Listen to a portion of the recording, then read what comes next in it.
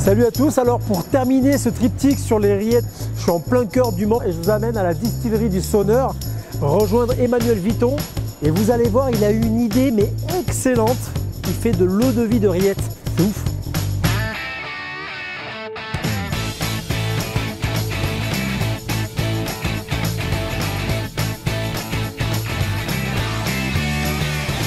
Emmanuel. Voilà, bienvenue. Michael. Voilà. Ça rime, hein.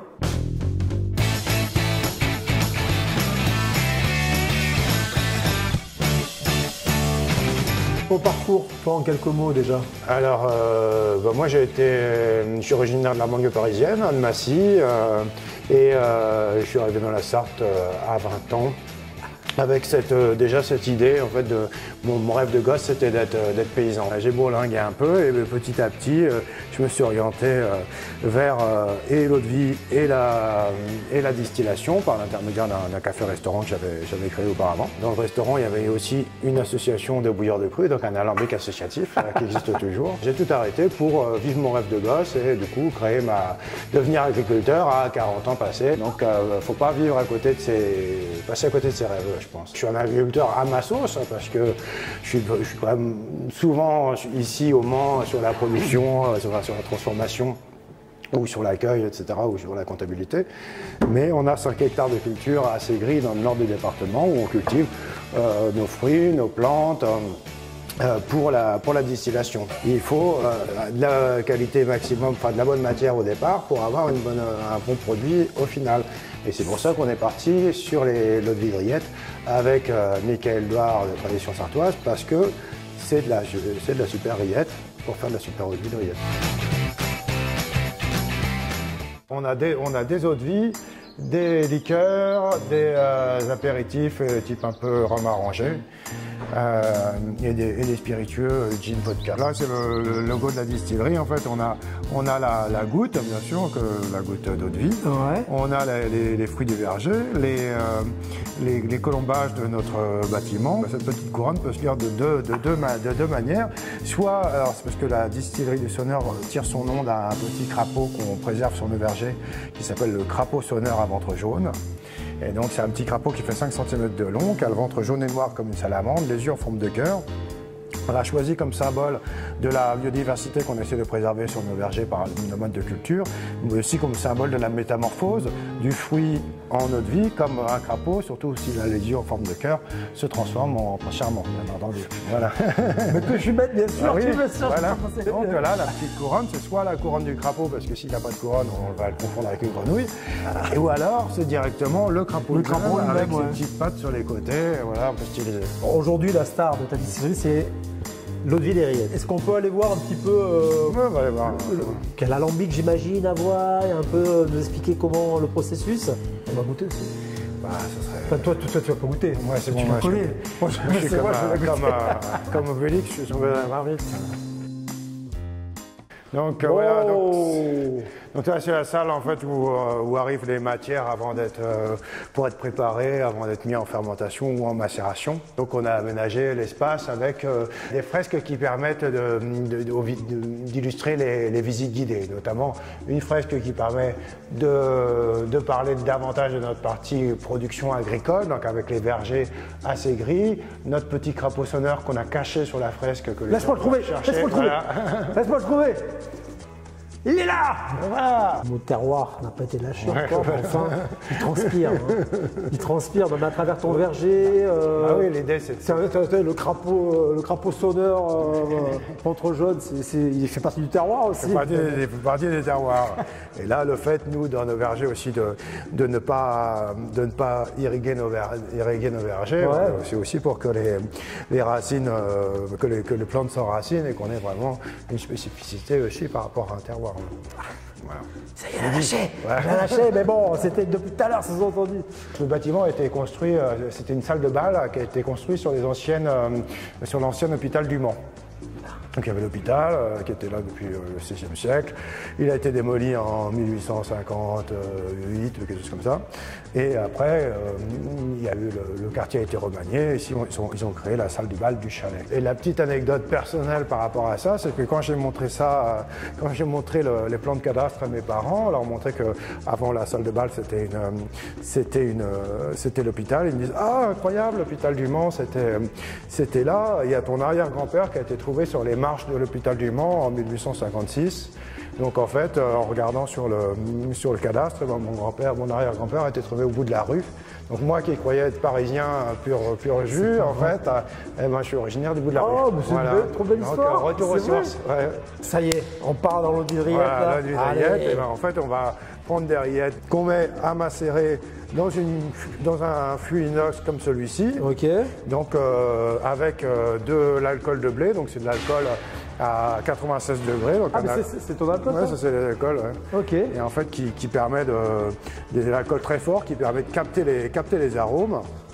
Et avec notre outil là, on malaxe parce qu'il faut à tout prix qu'il y ait le maximum d'échange entre l'alcool et la viande. T'as de la chance que j'ai battu les rillettes, j'ai fait comme ça et là j'aurais pu presser. Ouais. Parce que c'est pas la période de la distillation des rillettes encore, c'est ça que tu le fais Bon, je distille généralement je fais ça en fin de distillation parce que en fin de période parce que ça encrasse le lambic quand même. Bon, c'est ça. C'est un petit peu gras. Et ça, c'est quoi, c'est un nom, cet appareil? Non, je sais pas. C'est un truc que j'ai trouvé dans une brocante. C'était pas forcément fait pour ça en plus. Bah, je pense que ça sert à écraser quelque chose, mais peut-être pas les rillettes. Pas les crapauds sauveurs, j'espère. C'est pour chasser les crapauds sauveurs dans le verger. Ça là. T'imagines l'horreur, tu vas apprendre ça un jour. Ah non, pas ça. Et donc voilà, après les rillettes, donc ça donne ça. Donc c'est vraiment. On met. Il y a 1 kilo de rillettes par litre d'alcool. Donc c'est pour ça que c'est très dense. Ça donne vraiment une purée. L'eau de vie de rillettes. Pourquoi l'eau de rillettes? D'où vient cette idée? On va en parler après. On montre vite fait l'alambic. L'alambic. Voilà. Oh, qu'il est beau. Oh, qu'il est beau. Il est beau, il brille. T'as un bel alambic, tu sais. Une fois que tes rillettes, t'as mis l'alcool, tu les mets dans un sac, c'est ça? Voilà, on a des petits sacs comme ça. C'est des sacs qui servent d'habitude à faire c'est pour les sacs à houblon pour la bière. D'accord. Voilà, ils sont une espèce de gaz assez fin. Donc je mets mes rillettes dans des petits sacs comme ça. Tac, généralement j'enlève l'hélice parce qu'elle m'embête après pour ressortir le sac. Ouais. Et je mets dans l'alambic avec le jus, l'alcool.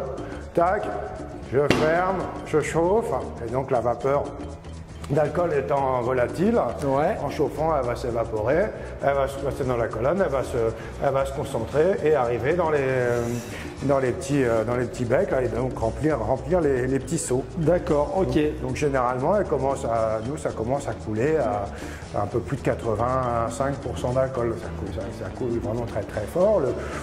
Grosso modo, la moyenne d'une eau de vie de rillette sortie d'alambic, ça va être dans les 80%. Bon. Donc c'est après, en fait, il va falloir le faire vieillir pour que les vapeurs les plus volatiles s'évaporent et que le produit s'affine, s'adoucisse. Et ensuite, on reviendra ici pour le redescendre à degré de consommation, une fois qu'il aura vieilli, avec un osmoseur. Donc c'est un filtre pour avoir de l'eau très très pure en fait.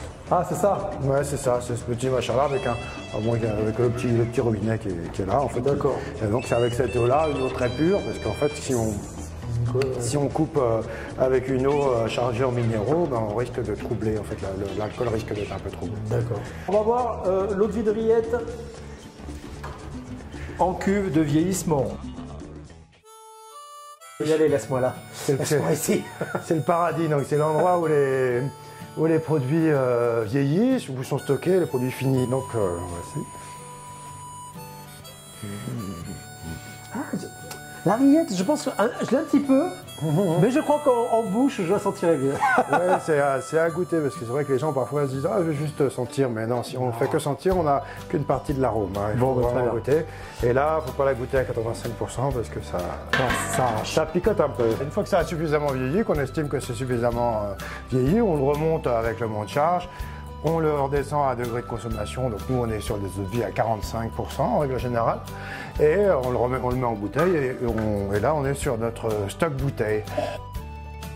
Et donc là, on a notre petit stock d'eau de vie de rillettes qui n'attendent que leurs heureux parents adoptifs. D'où est venue l'idée de faire une eau de vie de rillettes? L'eau de vie de rillettes, c'est venu de l'idée d'utiliser au maximum les ressources locales. Et dans le cadre du printemps des rillettes, où on fait le plus grand sandwich de rillettes du monde, etc., j'ai proposé évidemment de faire ce que j'étais en mesure de faire avec des rillettes, c'est-à-dire une eau de vie, quoi. Mais c'est vrai que j'étais surpris parce que j'ai demandé conseil à des confrères pour savoir comment faire. Et ils m'ont dit, on ne sait pas parce que personne n'a jamais distillé de viande. C'est vraiment une première mondiale. Je suis le seul à avoir distillé de la viande. Donc je suis champion du monde d'eau de vie de rillettes. Voilà.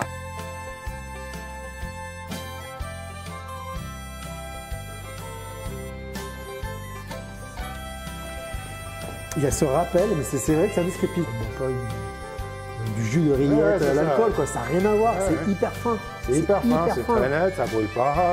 Et c'est vrai que c'est. Même tu dirais pas que c'est de l'eau de vie de rillettes, on dirait tiens, essaie de trouver quelque chose. Tu n'as jamais. Au nez, il y en a qui disent souvent la noix, la noisette. Ouais, voilà. Exactement. C'est exactement ça. C'est la vraie rillette du Mans, 100%. Yana, dernière question maintenant. Pour finir, quelle est ta définition du terroir donc? Déjà, tu sais que la première association que j'ai créée avant d'être distillateur professionnel dans mon restaurant, j'avais créé une distillerie associative et l'association s'appelle le syndicat des bouilleurs de cru et des fonds de terroir. C'est vrai ça?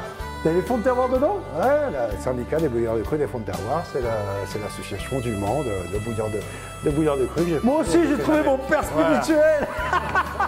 Bon, le terroir, on peut penser à un rapport à la terre, mais je pense qu'il y a surtout un rapport à l'humain, quoi. C'est qu'est-ce qu'on peut faire à partir d'un lieu et des gens qui vivent dedans pour essayer d'en tirer quelque chose d'intéressant. Voilà. Un bon produit de terroir maintenant du Mans, c'est ton eau de vie de rillettes. Longue vie à la distillerie du Sonneur. Merci beaucoup. Au crapaud, à l'eau de vie des rillettes.